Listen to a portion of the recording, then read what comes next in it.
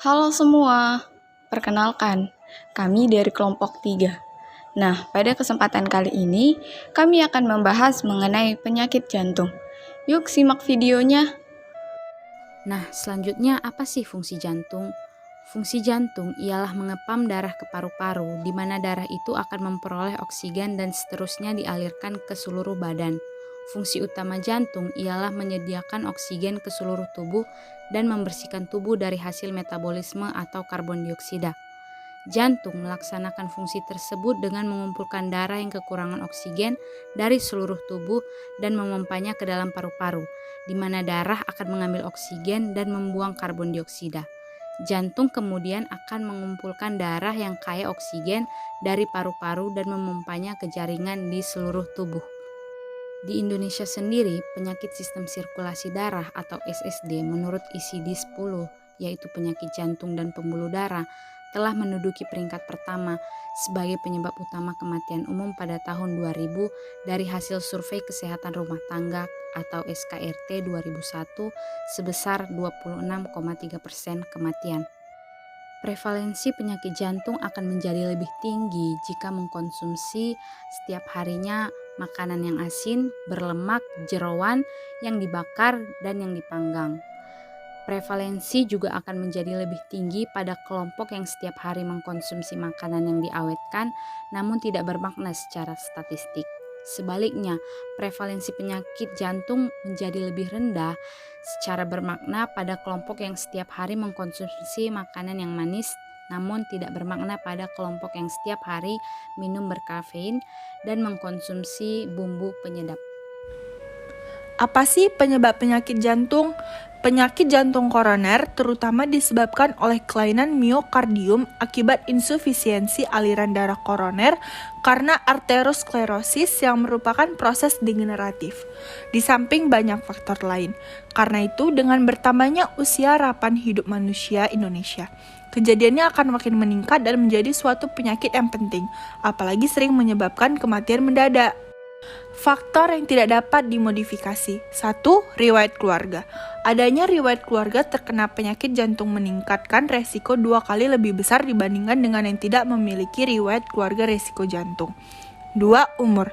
Resiko penyakit jantung meningkat pada usia 55 tahun untuk laki-laki dan 65 tahun untuk perempuan.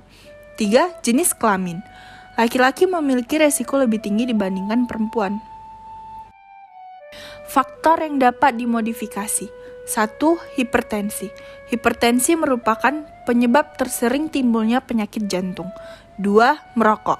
Resiko penyakit jantung pada perokok 2-4 kali lebih besar daripada yang bukan perokok. 3. Diabetes mellitus. 1 dari 2 orang penderita diabetes mellitus akan mengalami kerusakan pembuluh darah dan peningkatan resiko serangan jantung. 4. Dislipidemia. Untuk menurunkan resiko penyakit jantung, maka nilai kolesterol total harus kurang dari 190 mg per desiliter dan nilai LDL lebih kurang dari 115 mg per desiliter. 5. Obesitas. Distribusi lemak tubuh berperan penting dalam peningkatan faktor resiko penyakit jantung dan pembuluh darah. Faktor yang dapat dimodifikasi. 6. Kurang aktivitas fisik. Aktivitas fisik akan memperbaiki sistem kerja jantung dan pembuluh darah dengan peningkatan efisiensi kerja jantung. 7. Pola makan. Pola makan yang tidak sehat akan memicu berkembangnya penyakit degeneratif seperti penyakit jantung dan pembuluh darah. 7. Konsumsi alkohol. Konsumsi alkohol dapat meningkatkan risiko penyakit jantung. 9. Stres merupakan reaksi tubuh berupa serangkaian respon yang berlebihan untuk mengurangi dampak. Risiko stres bertambah apabila ada kelainan fisik atau faktor organik lain, misalnya usia lanjut. Terapi nutrisi memiliki peranan penting pada penderita penyakit jantung untuk penyembuhan. Pemberian diet sangat penting dalam proses penyembuhan pada penderita penyakit jantung. Adapun diet pada penyakit jantung adalah sebagai berikut. Tujuan diet itu memberikan makanan yang tepat tanpa memberatkan kerja jantung, mencegah atau menghilangkan penimbunan garam dan air, menurunkan berat badan apabila terlalu gemuk. Pola hidup yang dianjurkan untuk penderita jantung menurut Ari Tonang. Metode memasak yang dianjurkan untuk penderita jantung seperti pengukus, membakar, merebus, menumis dengan sedikit minyak.